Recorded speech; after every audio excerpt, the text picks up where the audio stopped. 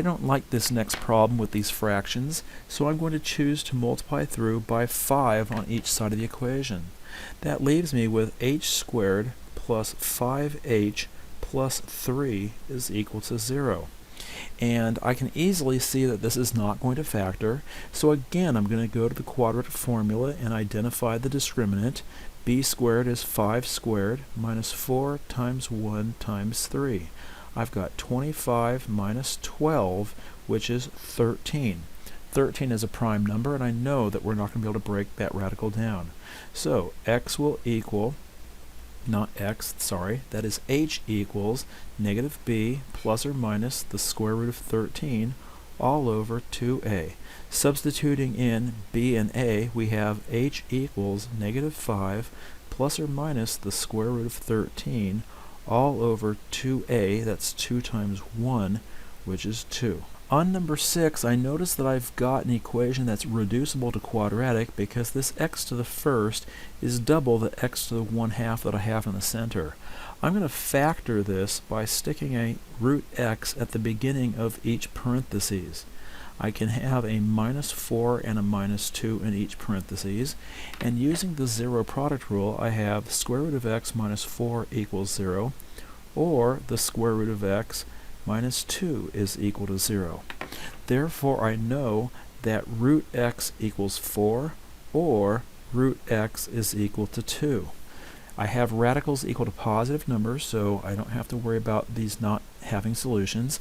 I can square both sides of each of these and find that x will equal 16 from the first equation, or 2 squared, which is 4, from the second equation. Checking these both in the original problem shows me that they are both solutions. Let's solve this next problem by factoring. I will put a square root of x at the beginning of each parentheses, and my two numbers in the parentheses will be minus 5 and plus 3. I will get the square root of x equals 5, or the square root of x equals negative 3. Now, because I have a square root equal to a negative, I have to eliminate that solution right off the bat, and squaring both sides gives me x will equal 25. Had I tried over here squaring to 9, it would not have worked when I substituted it back in, because I'd have 9 minus 2 times 3, that's 6, minus 15 does not make 0, so that wouldn't work. For this next problem, I'm going to factor and have an n squared in each parentheses. I'll have 2n squared in one parentheses and n squared in the other. My key numbers are going to be minus 3 and plus 1. Notice my inner term is negative 3n squared and my outer is a positive 2n squared. So I'm going to have 2n squared minus 3 equals 0, or n squared plus 1 equals 0.